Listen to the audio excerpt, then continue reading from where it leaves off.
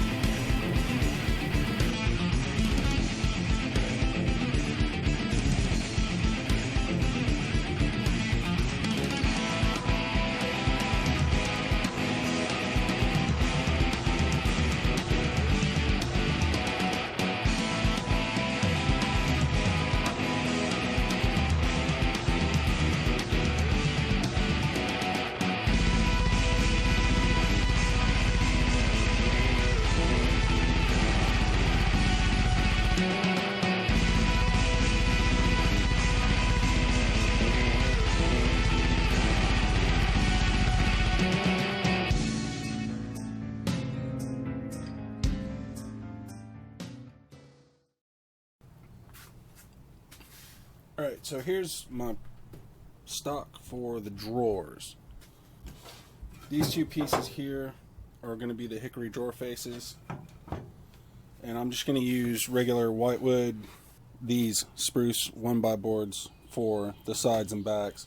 I've done drawers with this as the secondary wood before. It's a reasonable option, especially for something this light. I've done really heavy drawers with this that have a whole lot of weight in them, and they actually hold up really, really well.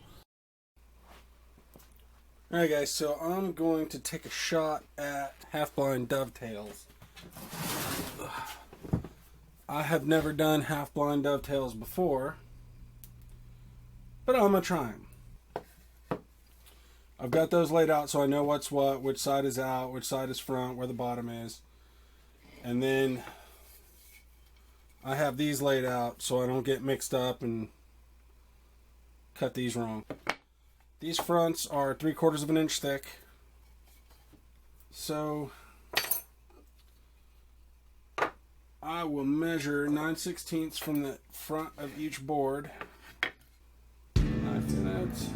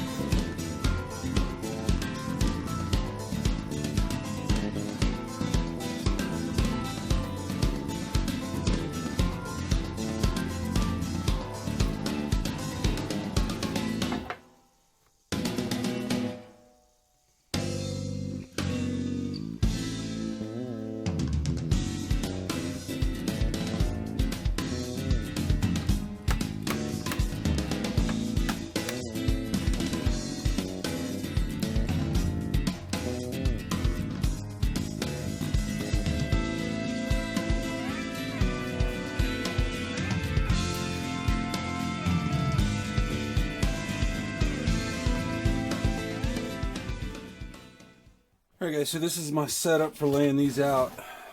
Hoping this is going to work out. So I have the face clamped up, and I used the board to make sure it was flush with the top of the workbench.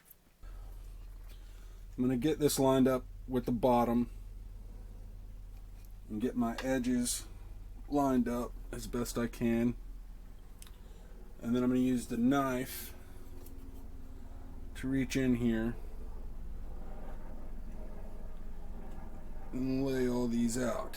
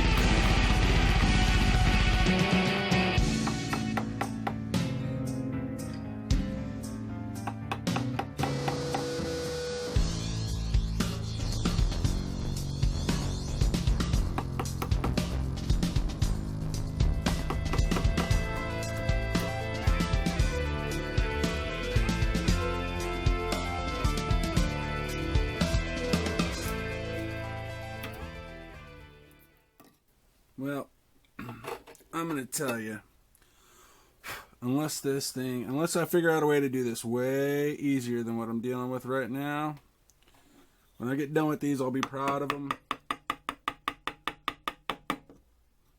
Even if they're not perfect, but I'll probably never do these again. These are a pain in the ass. Side out. There we go.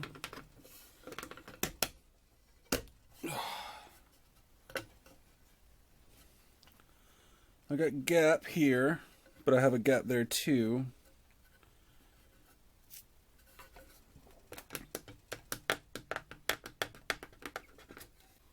Man, it is insane how small of a piece. One fiber can get your junk all out of whack. Look at there. It's crappy, it's gappy, but that is a half-blind dovetail. Alright, so there it is in all of its gappy glory. And it looks worse in macro than it does in real life, actually. I'm looking at the screen now. Holy crap, that looks horrible. It doesn't look that bad when you're just looking right at it. But hey, I could be lying just to make myself feel better. So anyway, I'm going to keep rolling. I started, I might as well finish. I'm going to do this, the rest of it off camera. But you guys got to see the first one. When I'm done with the last one, we'll compare it to this one. And see if I got any better. Alright, so this is the first one, and this is the last one. Still a few issues. I actually blew out the back, cleaning up the center. But I think I'm going to be able to clean that up with the hand plane. There is one little gap there, but I think that's small enough for the glue to fill.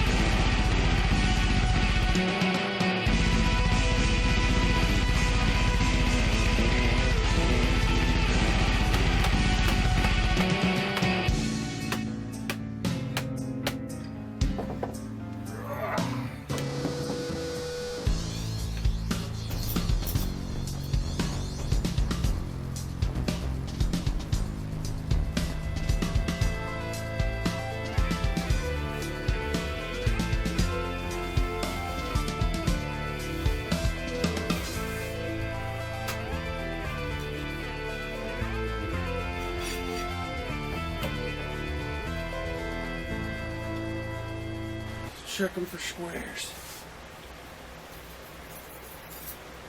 Well, I'll have a chance to fix it. Alright. 23 1/4.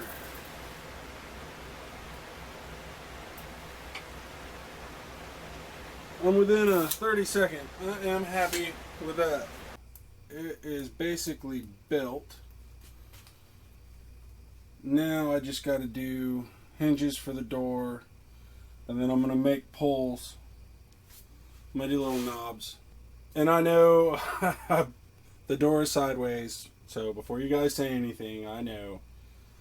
I got my dimensions screwed up. And I didn't have enough material to reframe the door. So we're just going to go with it like it is.